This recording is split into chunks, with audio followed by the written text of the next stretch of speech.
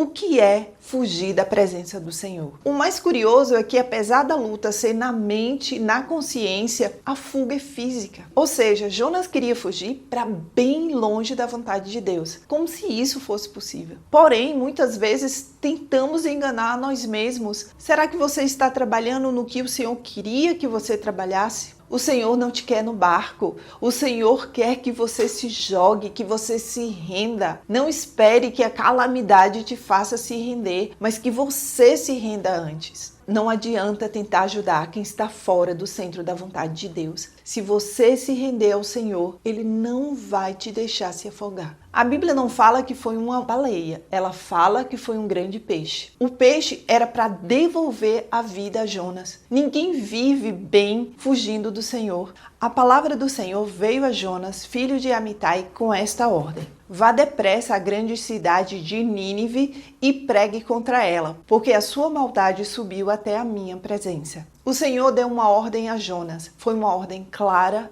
e urgente. Ele não dá ordens a todos. O Senhor dá ordens a quem tem intimidade com Ele, a quem tem maturidade espiritual para receber. Apesar de ser uma honra, para Jonas não foi. Ele não queria levar a mensagem que o Senhor ordenou. Isso acontece com qualquer um de nós. Mas existe um limite para essa contrariedade. A vontade humana, momentânea, contrária à vontade de Deus, não pode prevalecer. Mas Jonas fugiu da presença do Senhor, dirigindo-se para Tarsis. Desceu à cidade de Jope, onde encontrou um navio que se destinava àquele porto. Depois de pagar a passagem, embarcou para Tarsis para fugir do Senhor. O que é fugir da presença do Senhor? Eu entendo que seja muito mais do que simplesmente não obedecer. Eu entendo como uma confusão mental, onde tenta-se abafar o Espírito Santo que ainda habita em nós, que nos inquieta, que nos incomoda quando estamos no erro, e ao mesmo tempo sabendo que não está correto fazer isso. Ou seja, existe a vontade de não obedecer, mesmo sabendo que é um grande erro. Será que você já se viu em uma situação assim? Ou está passando por isso nesse momento? O mais curioso é que, apesar da luta ser na mente, na consciência, a fuga é física. Ou seja, é inútil. Muda-se de cidade, de escola, de trabalho, de bairro, de igreja, mas o chamado vai junto para todos os lugares. Tarsis ficava a 4.000 quilômetros de onde Jonas estava. Na época, levava-se em torno de 1 ano para chegar nela. Ou seja, Jonas queria fugir para bem longe da vontade de Deus, como se isso fosse possível. Além disso, era o sentido oposto a Nínive. A escolha dele era a comprovação material da decisão que ele tomou, e na direção oposta ao que o Senhor pediu. O texto ainda diz que Jonas pagou pela passagem. Eu entendo que isso simboliza que ele estava decidido a não voltar atrás. Outro ponto também é que essas fugas provocam estragos, seja ele financeiro, físico ou emocional.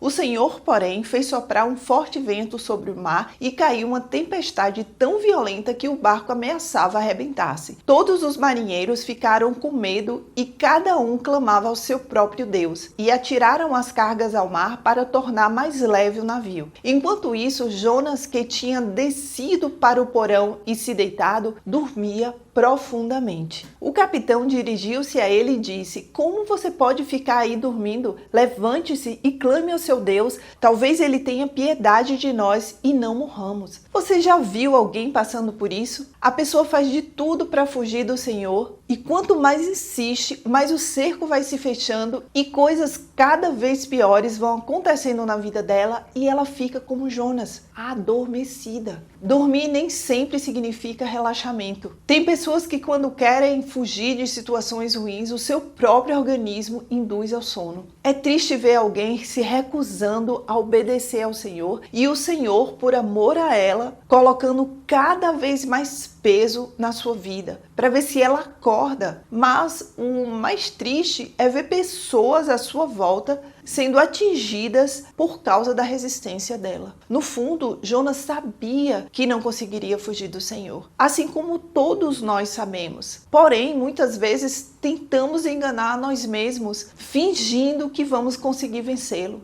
Não vamos. Então os marinheiros combinaram entre si: vamos tirar sorte para descobrir quem é o responsável por essa desgraça que se abateu sobre nós. Tiraram sorte e a sorte caiu sobre Jonas. Por isso lhe perguntaram: diga-nos quem é o responsável por essa calamidade. Qual é a sua profissão? De onde você vem? Qual é a sua terra? A que povo você pertence? Ele respondeu: eu sou hebreu, adorador do Senhor, o Deus dos céus, que fez o mar e a terra. Tem muitos acontecimentos ruins que não necessariamente é culpa da pessoa. Aqui eu estou me referindo somente a acontecimentos provocados por desobediência ao Senhor. E você sabe se o que está acontecendo com você é por desobediência ou não. Será que você consegue se autorresponsabilizar pela calamidade que você tem vivido e que tem afetado outras pessoas? Qual é a sua profissão? Será que você está trabalhando no que o Senhor queria que você trabalhasse? Aqui eu não me refiro ao trabalho secular, mas à obra do Senhor. Qual é a sua terra? Será que você tem habitado na terra que o Senhor tem para você? Ou você tem habitado terra estranha? Que povo você pertence? Você já se perguntou se você realmente está junto ao povo de Deus? Jonas abriu a sua boca e respondeu de forma sincera às perguntas feitas, mostrando que não havia esquecido quem era o Deus que ele deveria estar servindo. Será que você consegue abrir a sua boca e falar como Jonas, não respondendo com sua mente, mas com sua alma? Com isso, eles ficaram apavorados e perguntaram: o que foi que você fez? Pois sabiam que Jonas estava fugindo do Senhor, porque ele já lhes tinha dito. Visto que o mar estava cada vez mais agitado, eles lhes perguntaram: o que devemos fazer com você para que o mar se acalme? Respondeu ele: peguem-me e joguem-me ao mar, e ele se acalmará. Pois eu sei que é por minha causa que esta violenta tempestade caiu sobre vocês. Lembra do sono profundo de Jonas? Era fuga emocional e não tranquilidade. Viu que ele disse que sabia que era por causa dele? Será que a solução para os problemas que você e outras pessoas estão vivendo não é você se render ao Senhor? O Senhor não te quer no barco.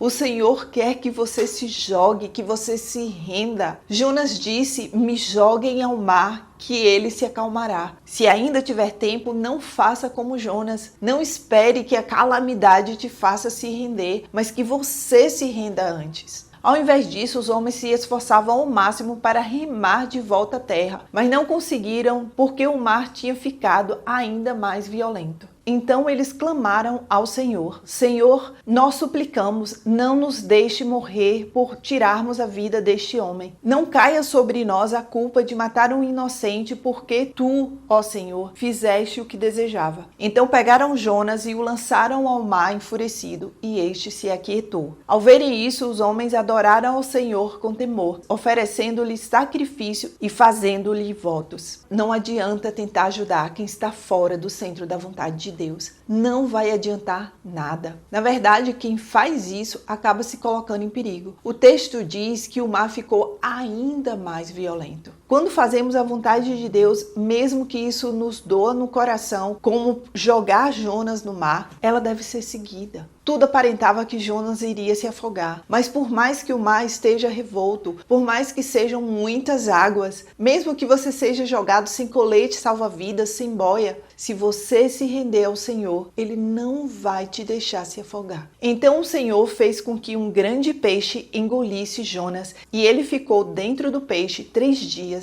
e 3 noites. A Bíblia não fala que foi uma baleia, ela fala que foi um grande peixe. Eu entendo que isso não interfere, não gera heresia, mas é um ponto importante para a gente observar. Isso mostra o quanto é importante a gente ler a palavra, não somente ouvir pessoas pregando. Se nesse texto não tem comprometimento, em outros pode ter. Em outros, você pode estar repetindo heresias por desconhecimento do que realmente tem na palavra de Deus. Mesmo que você ouça uma pregação, vá na Bíblia e leia o que está escrito. Comprove se é realmente isso que está lá. Eu coloco o texto aqui na tela, mas mesmo assim comprove, vá lá e veja se o que está escrito é a mesma coisa que eu coloquei. E a palavra ela não pode ser distorcida. Então comprove. Se você está repetindo heresias, quem está provocando é responsável, mas a responsabilidade por sua vida é sua. Você tem a obrigação de checar na palavra o que está escrito. Conhecereis a verdade e a verdade vos libertará. Mas independente se falam baleia baleia ou não, nesse caso, o ponto mais importante é que o Senhor não fez o peixe engolir Jonas para tirar a vida dele. Pelo contrário, o peixe era para devolver a vida a Jonas. Ninguém vive bem fugindo do Senhor. Ninguém vive bem em desobediência a Ele. É como se fisicamente estivesse vivo, mas espiritualmente estivesse morto. Não tem vida, não tem sossego, não tem paz.